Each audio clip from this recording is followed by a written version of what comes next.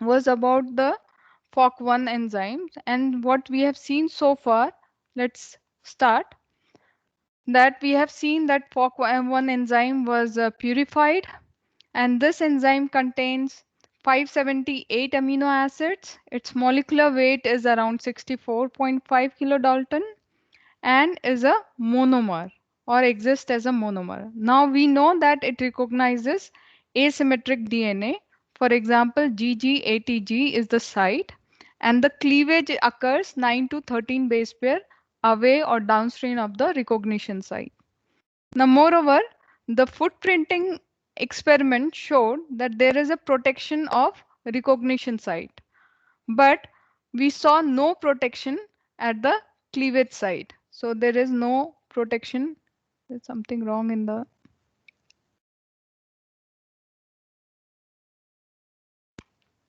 So we have no protection in the cleavage site, what we saw from the footprinting experiment. I will not use it today. So also the magnesium is actually required for the cleavage to occur. But we see that magnesium role is not there for the binding properties, because with or without magnesium, the protection is there in the recognition site. Okay, and this biochemical experiment showed that there is only one catalytic site, and this is the question which arises, that if there is one catalytic site, that how the both double-stranded DNA is cleaved. That is one question. And second question emanates that if there is no protection at the cleavage site, that means there is no protein is binding to the cleavage site, then how the site is cleaved? This is the second question. So these were the few questions which emanated from the research on FOC1 enzyme, and which clearly indicates that the biochemical assays or whatsoever experiments were done till now, this indicated like limited molecular details on functional knowledge of FOC1 domains or enzyme. So a major breakthrough came in 1997, where Agarwal group showed the crystal structure of the multimodular endonucleases FOC1, which was bound to DNA. So this gave a lot of insight that how FOC1 is bound to the DNA. And let's see the structure. So this is the structure of FOC1 enzyme. What you see here are different domains as shown in different color. For example, here you see this is red. This is D1 domain, D2 domain, D3 domain, and you have a cleavage domain here. So especially what you see that the clear structure clearly shows that enzyme this approaches the DNA from the surrounding. For example, what you see here in red is the D1 domain, and then the structure is approaching the DNA was a surrounding part, the three parts of the subdomain D1, D2 and D3. And then you have the cleavage domain, which actually circularizes the double stranded DNA, which is shown here in yellow color, as you can see here. So that means D1 recognizes the double stranded DNA basically at the 3' end. For example, these three pictures or these three bases are contacted mainly by the D1 domain. So you know that there is a recognition site GGATG. Out of GGATG, the three bases are prominently base paired or prominently contacted by the D1 subdomains, and we will see this in our future.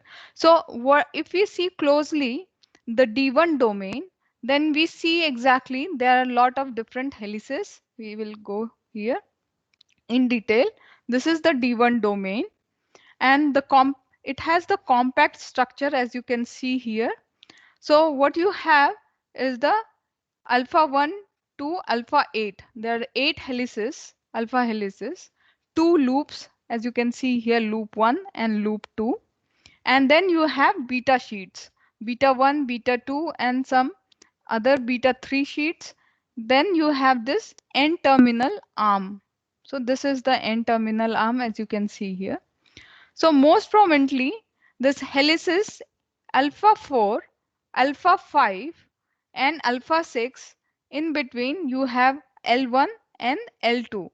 So these are the major makeup of helix turn helix motif. And if you remember from your DNA binding proteins, then helix turn helix motifs are the prominent DNA binding domains or motifs.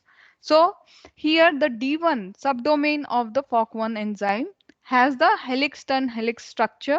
And if you can see closely even, this structure matches very exactly to the this protein called CAP, stands for catabolite gene activator protein, CAP, and this is a prominent DNA binding structure, and what it has is a helix turn helix motifs. So these motifs are predominantly binding to the major groove, and they perform the base contacts with the DNA. Similarly, here in the D1 domain, if we see, there is a alpha 4 and alpha 5 share the same helical axis, and as if they were part of the single alpha helix into which L1 is inserted. That means they are making the first helix structure of the helix turn helix motif. That means this alpha 4 and alpha 5 form the first helix of this total helix turn helix motif. Now the second helix is coming from the alpha 6. So this is the second helix which is coming from the alpha 6, and this is also called the recognition helix because this also recognizes the base pairing into the DNA duplexes. We will come to it. So this alpha helix form the it's closely related to the DNA structure, and it is against the major groove and contacts the DNA. Now the turn expected between the alpha 4 and alpha 5 and between this alpha 6 are replaced by this L2. So here if you see this turn is exactly doing the structure. For example, this L2 is in place of the turn in case of D1 structure. So basically the structure of FOC1 D1 subdomain does or forms helix turn helix loop, and by forming this helix turn helix loop they are contacting the DNA. So we will see how they are forming the contacts. Now both L1, this L1 and L2 reach out to the DNA, especially the major domains, and these fingers form the helices to make base specific contacts with the DNA. So let's see the interaction. So as you can see here, this is the DNA and D1 subdomain and DNA interaction. So these are the interaction sites as you can see here, GG, ATG.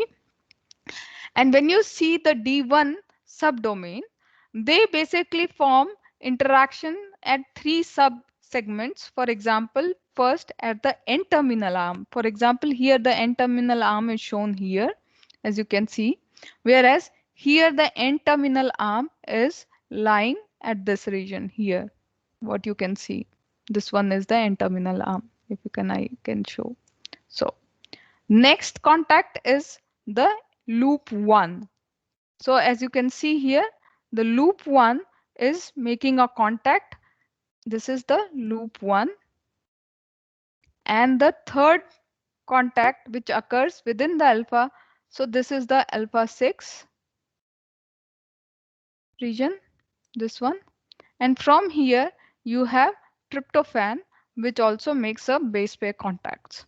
So all these specific arm, for example, N-terminal arm, loop, and alpha 6, which is the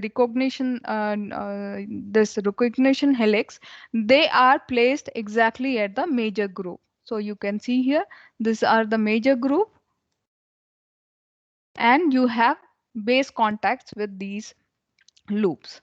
Now the fourth contact occurs at the loop 2. So this is the loop 2, and these finger projecting outside, and it forms the base contacts with the another site here as shown, you can see here. So this is the glutamine which are formed. So basically the loop 2 is forming base contacts at the minor groove, whereas all other prominent contacts are occurring at the major groove site. So this is how you have the contacts between the two D1 subdomain and DNA interactions. So this is the first subdomain. Now coming to the second subdomain. If you can see, the second subdomain is indicated in green here. And if you see, the major site which it binds are GG out of GG ATG recognition site. Now D2, if you see closely, the D2 is an extended triangular shaped structure of 6 alpha helices. If you can see here, alpha 1 to alpha 6. Yes, alpha 1 to alpha 6. Somebody has a question? I can't see anyone, but I can hear everything. Chaturthi Sri Satta, your mic is not muted. So if you have a question, please raise hand. It will be possible to talk to you again. So I will finish and then we can interact. Okay. So now we are talking about the D2 subdomain. And if we look closely, there are different alpha helices in this structure. Then you have beta sheets, for example, here. And then you have hairpin and loops are also present in this structure. So basically, when we see the loop and when we see it closely, their structure also matches with helix-turn helix loop. Here, the HNF3 gamma is indicated as hepatocyte nuclear factor. This is again nuclear binding protein or DNA binding protein with a prominent helix-turn helix motifs here. And of course, this is the modified helix-turn helix motif, what we are seeing in the D2 subdomain. So what you have here is the alpha 2 and alpha 5. These two comprises the helices of helix 2, helix turn helix motif. So for example, this is one helix and this is another helix. So these are the major helix which are forming of the helix turn helix motif. Now alpha 5, as you can see here, this is the alpha 5 prominent alpha helices here. This is recognized, or this is called the recognition helix in subdomain D2. So this is the major part which forms the base contacts with in the major groove site. So we will see also this. Now the turn here is replaced by loop 1. So you know helix turn helix motif. So you have helix turn helix motif. So this turn is replaced by your loop 1. A pair of antiparallel helices, what you see here, alpha 3 and alpha 4, and a small segment of T1 connects the alpha 4 with the alpha 5 helices. So this is how the whole structure, and this is very much similar to another protein which is already shown as a DNA binding protein. So this is normally like this. And now when we see the closely the interactions between D2 and DNA. So here is the interaction shown between the three segments. So basically the interaction happens along the three basic segments. One is the recognition helix 5. So what you have here is the recognition helix 5. From here you have lysine and then you have arginine. I don't know why this pen is, yeah. So arginine. Now the second contact happens from turn 1.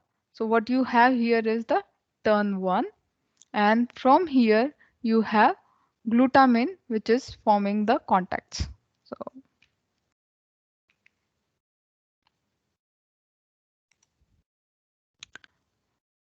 now the third contacts happens between alpha 4 turn and what you see here alpha 4. This is basically asparagine, which is making a contact. So if you see closely, all these contacts happen in the major groove of the sites, recognition sites. So there is GG, and basically the first two bases are recognized by the D2 subdomain of the full FOC1 enzyme. So basically asparagine, glutamine, lysine and arginine are making hydrogen bonds with the specific bases. Now when we see closely, the recognition helix of D1 and D2 approach the DNA differently. Now D1 recognition helix packs against the major groove with its alpha helices roughly perpendicular to the DNA axis, like a canonical form. For example, here all the bases, for example, all the residues which are forming the contacts with the bases, basically A, T, G are recognized by the D1 domain. So wherever you see, there is a very symmetrical or perpendicular kind of contacts between the residues coming from the FOC1 enzyme as well as from the perpendicular of the bases. So there is no tilt when you see here in the D1 domain. So there is a very much perpendicular contacts between the residue as well as in the bases. Whereas when you see D2 domain, the prominent thing what you see here, that D2 is extended away from the DNA. So you can clearly see this is the major groove and what you have the bases, and when you see the recognition helix here, this is away from the DNA. So in most of the DNA binding domain, what you see here is helix turn helix kind of motifs, and basically they have a perpendicular kind of contacts between their bases. Whereas in this case, if you consider the base as an axis, then you have certain kind of tilt what you see here. So there are some tilts what is found here, and if you can monitor here closely, that it shows like 35° with respect to the plane of base pairs. Now, protein DNA interaction in both cases are extensive. For example, all the hydrogen bond donor and acceptor groups here in the major group of recognition sequences are involved in direct contacts with the protein. So, for example, this asparagine is also forming a direct contact. Glutamine is forming bidentate hydrogen bonds here, arginine forming a direct contact here as well. All these contacts are direct by the name of this bidentate hydrogen bonds with arginine as well as lysine. So for example here, the 3 guanine, basically you have 1 guanine here and the 2 in the recognition sequences G, G, and then this one is G. All 3 guanines make bidentate hydrogen bonds with arginine. If you can see here, this is the first arginine, and you have they make hydrogen bonds with the arginine, and you have this one lysine. So this is the second lysine here, and this is one arginine here. So these are the making contacts with the guanine residues. Now the second recognition sequences, for example, A of third base pair and the A of this. So these third and fourth position also formed bidentate hydrogen bonds with glutamine, and you have asparagine residues. So these two residues, they are forming this hydrogen bond. Now, a novel kind of interaction was seen here with the help of this domain. This is tryptophan 105. Now, it is against the non-polar edges of your pyrimidines. For example, one pyrimidine is here, a second one here, and if you see the contact site, there is a third pyrimidine at this sixth position. So against this, it is forming a non-polar or van der Waal interactions against this. So these are the basic interactions or main interactions contacting the recognition site. Basically, D1 contacts the prominent sites of ATG and D2 contacts the DNA in prominent first two bases. For example, G1 and G2 bases are contacted by arginine and lysine. Now coming to the D3 part. So this D3 part is shown here in red. So if you can see this DT3 part, it is away from the major groove. Basically, it is not contacting any DNA sequences. And if we look closely, the structure, again, this is forming a structure of CAP or catabolite gene activator kind of protein. And this is also related to what is shown here is BIR-A, that is related to biotin operon repressor kind of protein. So again, this is forming a recognition helix, and this is again helix turn helix kind of motifs, and this is lying outside the DNA. As I said, this is not forming any major groove interaction in the DNA. This is lying outside the major groove. The helix is used primarily to piggyback the cleavage domain. So this is the main job of D3. So for example, if you see D3 is having some kind of interaction with the cleavage domain and it is sequestering the cleavage domain. That means the cleavage domain is lying on back of this D3 domain. So किसी को अपने पीठ पे उठा कर ले जाना होता है. So people say this is a piggyback. So this is what is the job of D3 domain. Basically, not only D3 domain, it has certain contacts with the D2 domain as well. So basically, the idea what is known from this whole structure, that means D1 is also forming a helix turn helix motif. D2 is also forming helix to helix motif, although it is a modified, not the canonical form of motif, but it is certainly close to the structure of helix turn helix motif, and many of the contacts are basically at the major groove site. So they are coming from the major groove site and they are contacting the bases. Whereas in D3 case, here also the structure is similar.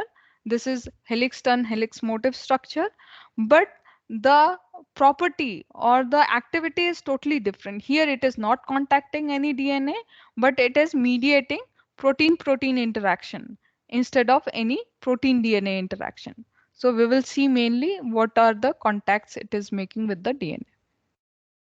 So let's see first the cleavage domain. So cleavage domain is shown here in blue, and this is the major part of the whole structure. We will see closely. So as expected, we'll go one by one in detail. So the structure here, what we see here is the cleavage domain as similarity to a subunit of the dimeric endonucleases. So as we have already seen in last paper, due to the structure similarity, at least in the catalytic site, these two structures were actually compared with each other. So this is the structure of dimeric endonucleases, that is you have BAM-H1. Here only monomer part is used as a structure, and the cleavage domain has the compact structure of alpha and beta architecture. For example, you have alpha on the sides and then beta strands in between. What you have here, the closed or mixed six-stranded beta sheets with alpha helices on each sides of the structure. Now, due to structural similarity between FOC and BAMH1, the active sites were aligned and found that B1, for example, here B1, B2, and B3 in FOC1 are part of the active site, and the three amino acid residues important for the catalysis of the cleavage overlap exactly with the catalytic residue within the BAMH1 site. So these are the catalytic residues residing in the BAMH1 site, and these are the catalytic residues which are coming from the FOC1 enzyme. So what we have already seen from the structure, that this whole structure of FOC1 alignment with the BAMH1 alignment, it clearly indicates only one catalytic residue. For example, this is one catalytic residue shown here in BAMH1, and this is also one catalytic residue shown inside the FOC1 cleavage domain. And it reveals that if you, within this catalytic domain, if you mutate D450 to A, or if you mutate 467 D467 to A, this two we have already seen in our last lecture, that if you mutate these two residues, then you totally lose the activity of cleavage activity of FOC1 enzyme. Right, but the recognition activity remains similar. And there is a third amino acid, which is lysine 469, which is also important and resides within the catalytic domain. So from this whole structure, it is important to see that you get from the crystal structure one catalytic domain. Even from the previous biochemistry essays, whatever other scientists have done, so they also propose that there is only one catalytic center, and this structure also is in agreement with their results. So clearly you have only one catalytic domain for the cleavage activity. Now the most surprising feature of this whole structure was your cleavage domain. For example, this. It was expected that the cleavage domain would be located somewhere here at the major groove site, cleaving the DNA 1 ton away from the recognition site. For example, if it is recognizing here GG-ATG sequence, then after 9 to 13 base pair, the cleavage site should be somewhere here, and then the cleavage should occur. But this observation that there is no protection at the cleavage site, that I has already mentioned from the footprinting assay, that you see there this site, that the cleavage site as shown here in red, this was not protected when seen by the footprinting assays.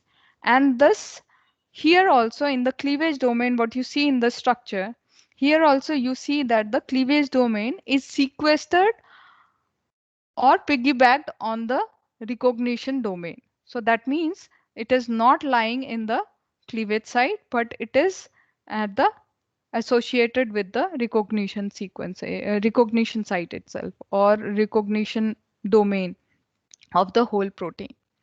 And this was in agreement with the other experiments which we have seen earlier. Now it was proposed from this figure that the C domain or the cleavage domain can be brought to the major groove here for the cleavage by simple rotations around the linker segment. So linker segment, if we see, the linker segment corresponds to 373 to 387 amino acid, and these linker domain, in our last lecture we have seen that it was very much tolerated, whether you delete, whether you add more amino acid in this linker domain, up to 23 amino acid. So these were easily tolerated within these sequences, and there was only one base pair change in the cleavage site. Other than that, there was no difference or prominent difference in the cleavage site of the cleavage domain. So the main take-home message from this structure is basically the sequestering of the cleavage domain onto the recognition domain. This is the main outcome of the picture, and the structure probably so basically when we take crystal structure, so you make crystal structure at different stages, right? And every structure might be might be different from each other. So what they believe here, this structure is kind of one stage, or the capture of one stage where it is scanning the DNA for its recognition site, and the cleavage domain is sequestered. It is not at the cleavage site. If it is active, so if you capture the active structure of the UN, that means the cleavage site should be cutting here at this domain.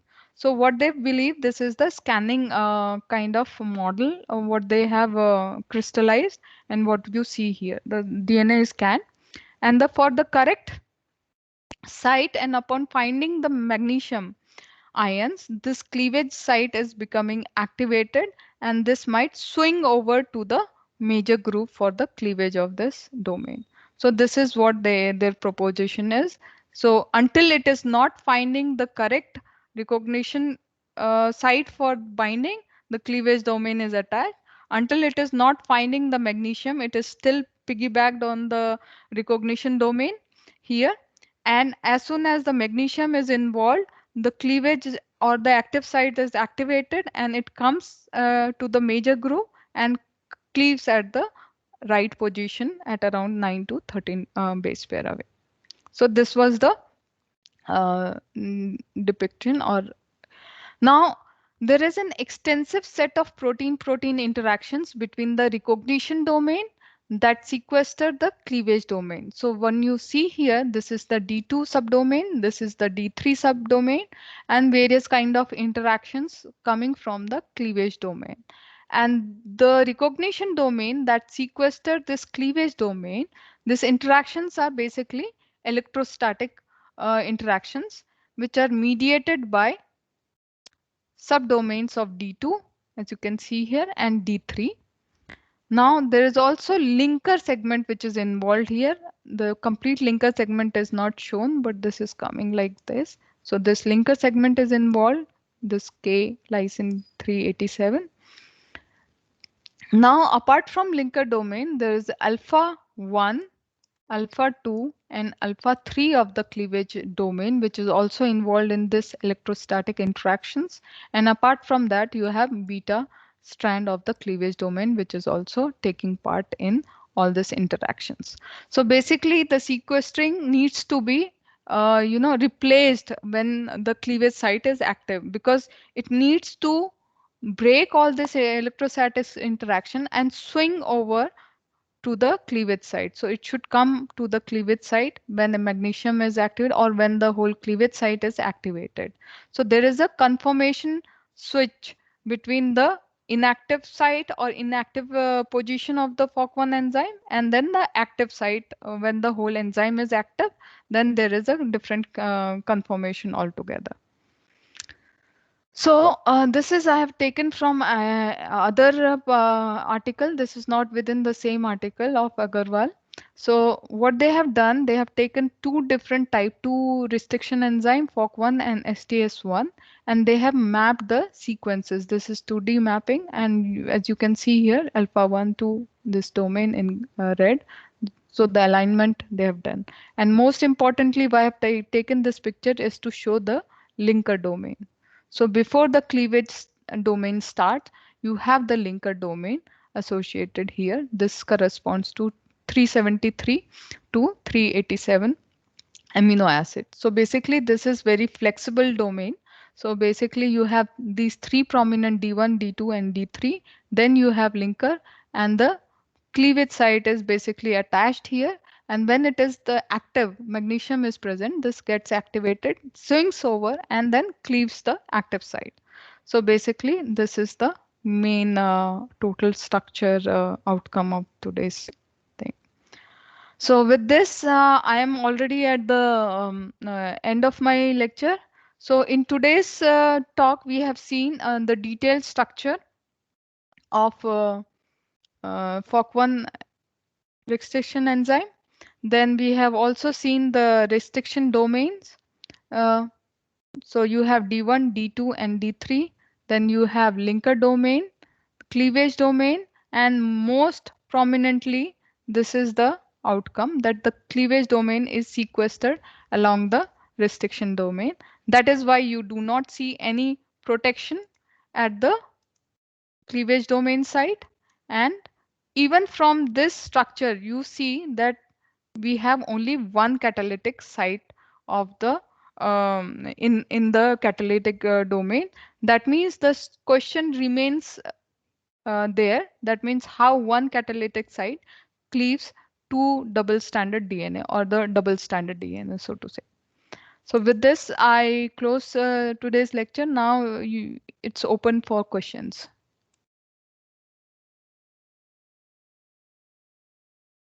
Thank you.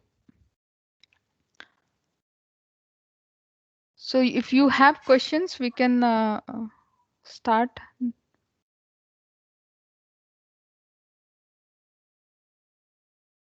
Yes, Rajiv.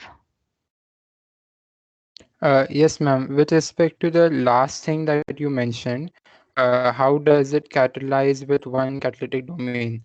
What is the reason for that? Could you please explain? So what is the reason for? Can you repeat your question? No, no. You are asking Uh, that? Yes. how? Yeah, what I'm asking is how does one catalytic domain catalyze a double-stranded DNA? I didn't get what you said at the last. Okay. So the question remains, yes, there it is, that we have seen from the structure that there is no protection at the cleavage domain side. So this was one question, that when it is cleaving the cleavage domain, then why there is no protection at the cleavage side? That was first question. And that question is answered because we see that the cleavage domain is piggybacked on to the D1 domain or D2 domain, right? There is a interaction between protein-protein interaction between these domain, and that is how there is no protection in the cleavage domain. The second question is how having just one cleavage domain cleaves both strands of DNA. This answer was not received from the crystal structure. This is what I meant to say. So the question remains, there it is, and we will see in next lecture that how next experiment they performed by different group, they came up to the answer that why or how these domains are interacting to perform the double stranded cleavage. Am I clear, Rajiv? Yes, ma'am. So the question Hello, is not ma'am. answered. Yeah. So far question is not Okay, ma'am. answered. So we will see in next lecture. Okay. Thank you, ma'am. Okay. So second, who? Amit, I think you raised the hand. Yes, ma'am. Ma'am, I did not understand how piggy banging over it, how piggy banging of the cleavage segment over D3 protects it. How piggybacking protects the? Cleavage domain. Actually, it doesn't protect the cleavage domain. This is what. So for example, this is one stage of crystal structure. Okay, this is just one crystal structure where you can see the cleavage domain is not exactly at the cleavage site. So this is the cleavage site. By norm, if this cleavage domain is cleaving this site shown in red here, that means this cleavage site should be present here. And if we do footprinting assay with this cleavage site binding to this domain, that means we should see a clear protection of the cleavage domain, right? So this is what was the expected, that we should see a protection of the cleavage domain. But neither in biochemistry assays or nor in crystal assays, we do not see any protection of the cleavage site. And the reason why, because the cleavage domain is not active at this particular time. It is residing or sequestering or hiding behind your recognition domain. So it is not exactly present at the cleavage site. It only comes for a small moment of time when it is requiring to do its cleavage job. Okay, so it swings over, it comes, cleaves and goes back. So some kind of motion is required here. So this is what their prediction is. For example, if magnesium is provided to the cleavage domain, it can swing over to the what you say linker domain, and then it goes and cleaves to the cleavage site, and then it goes back. Is it clear, Amit? Yes, ma'am. Okay. Krishna, Yes, ma'am. Good afternoon. good afternoon. Ma'am, you have mentioned about the magnesium, and I want to know about any other factor or proteins required for the cleavage domain so that it gets stimulated and perform their action. Thank you. Yes, there are other factors also like time. Okay, so sorry, temperature. So there are a lot of, see, when you see this topic, FOC1 enzyme, there are a lot of publication. I'm showing just the critical ones, that what was most important to take this lecture forward. So in between, there are a lot of publications from other groups. So there they have also mentioned, for example, this FOC1 enzyme can bind to double stranded DNA, they can bind to single stranded DNA, and they can cleave certain sites. For example, they need certain temperature, they need different kinds of cofactors. So all these are described. But I'm not describing here mainly because it will take forever to complete this whole topic.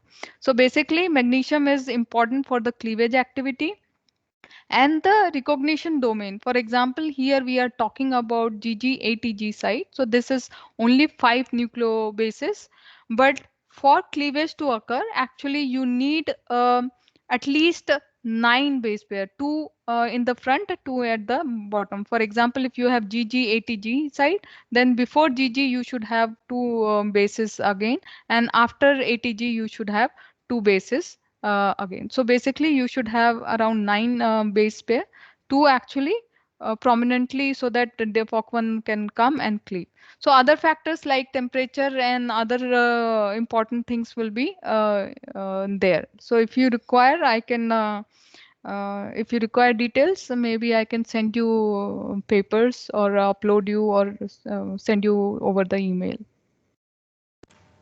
Okay, ma'am. Ma'am, I have another doubt. Yes.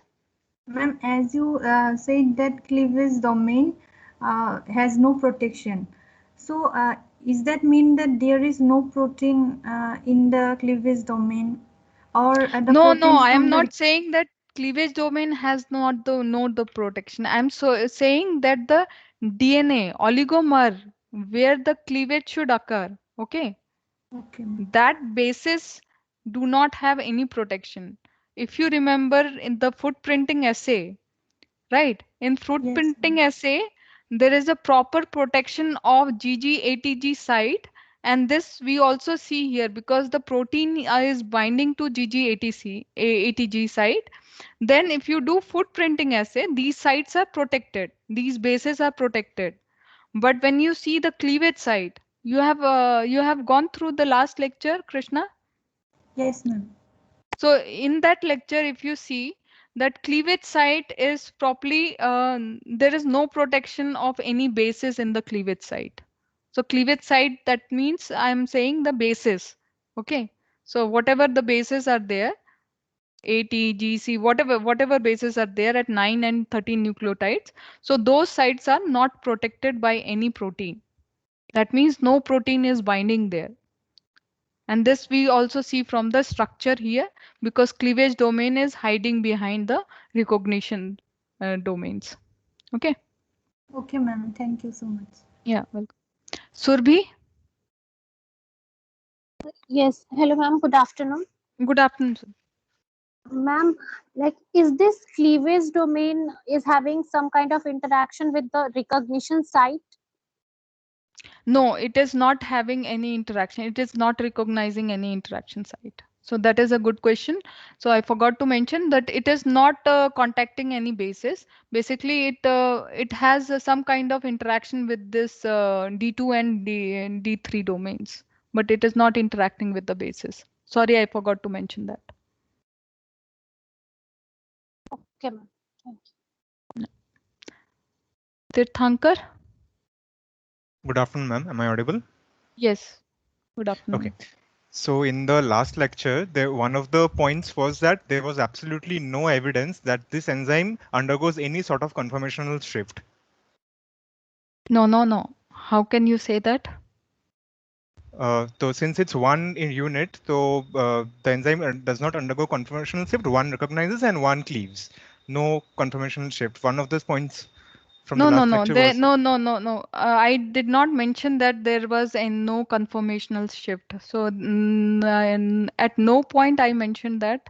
See, Achha. the reason, good that you raised this point, because I have received one doubt that why people do trypsin digestion with or without DNA. So can anyone answer this? So in last lecture, on last two lecture, I have shown trypsin cleavage experiments, right? So these two experiments are totally different. One experiment, you have one protein and another DNA. These two DNA and proteins are mixed together, kept for 1 hour so that these two binds together. And after that, you pour trypsin. And after that, you see what is the cleavage pattern of your protein FOC1 enzyme. Now, the second experiment is where you are adding only FOC1 enzyme, no DNA, and then after some time you are adding trypsin, and then you are seeing the cleavage pattern. So why you have to do this kind of experiment?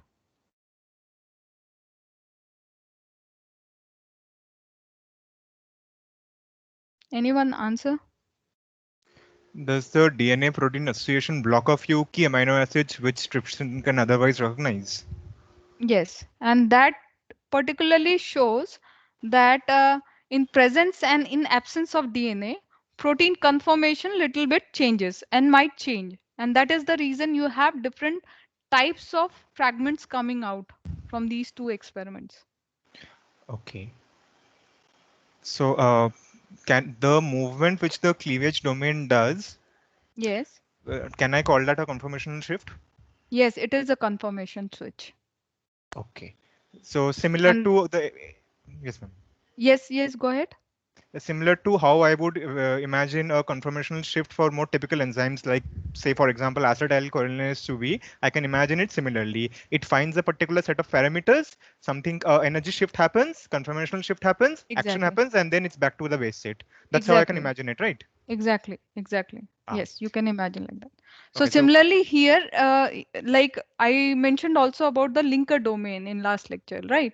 So we have not gone into detail of the linker domain, but there was one experiment where they have shown that if you delete this linker domain, probably 4 amino acids, or if you add 5 amino acids, 7 amino acids, 16, 18, and 23 amino acid within that linker domain, it doesn't make any change with regard to the cleavage domain. For example, if it is cleaving the 9 to 10 base, 9 to 13 base pair, so probably it is cleaving to 10 to 14 base pair. There was only one base pair shift when there was a long linker domain was added.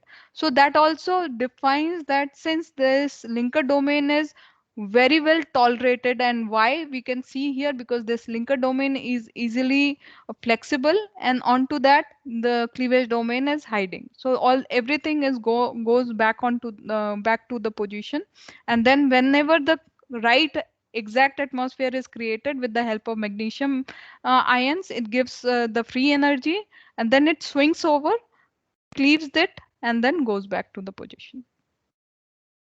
So can I view this as some sort of evolutionary redundancy? Minor point mutations shouldn't change how the enzyme cleaves?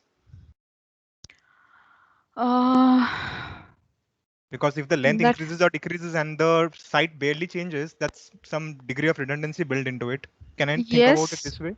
yes, it is right to think, but really I have to read more types of enzyme to really answer that question, because I have not gone into other enzymes, like what are the changes they make and how it affects the methylases, cognate methylases enzyme. But certainly this is one way of thinking it. Okay, thank you, ma'am. Okay.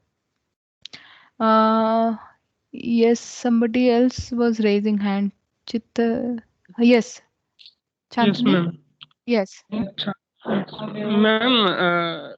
why couldn't we establish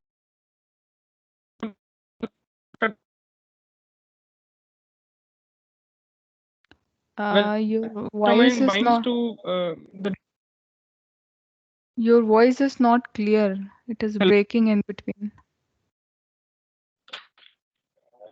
Am I audible now, ma'am? Yes, Hello? yes, please. Yes, now you are audible. Ma'am, my question is now we came to this structure only by using X-ray diffraction studies. Is it fine? Is it through X-ray diffraction, ma'am? Let me see the crystal structure at 2.8 Armstrong resolution. Okay, and the method they have used is probably X-ray because that a 1997 paper it is, right? So Ma'am, if we wanted, could we create a crystal structure such that the cleavage domain will bind to, like, we observe cleavage domain bind to DNA? yes, that is what I was coming to on the point. See, some proteins are very transient in nature, right? So some proteins are, for example, if you want to create a crystal structure for EcoR1, so that means there is no problem because EcoR1 will bind to the same recognition site and cut also in the same recognition site also because the cleavage domain is also there. But for this kind of enzyme where the transition happens, where the some kind of conformation shift happens, then you have to be very lucky to get one crystal where you have cleavage domain exactly at the major domain. And this happens for other protein interactions also. For example, you are working with some proteins where the transition is very fast and you want to capture only that particular time point when certain performance of functional activity is going to take place. So certain kind of amount of luck or lot of distinction needs to be done. So here is the stage at which the crystal structure of FOC1 is scanning the whole DNA to find the recognition site first, and then the cleavage will happen. So you might get, if you screen a lot of crystals, you might get one crystal where you have the cleavage domain exactly at the major groove where 9 and base pair, 13 base pairs are there. Okay.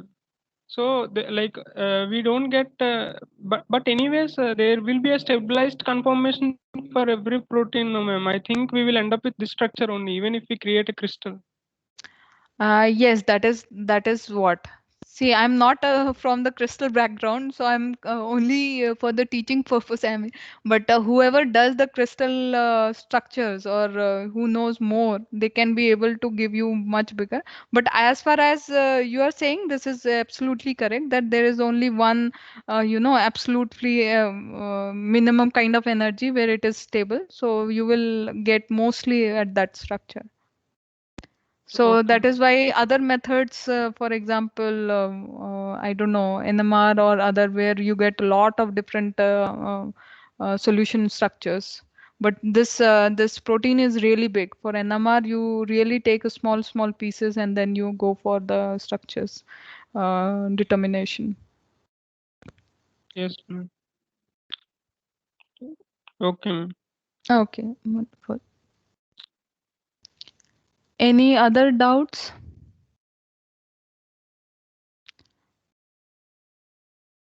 So coming to my questions, for example, one about sharing the class material. See, I can share the class material beforehand, before the lecture, once the lecture is ready.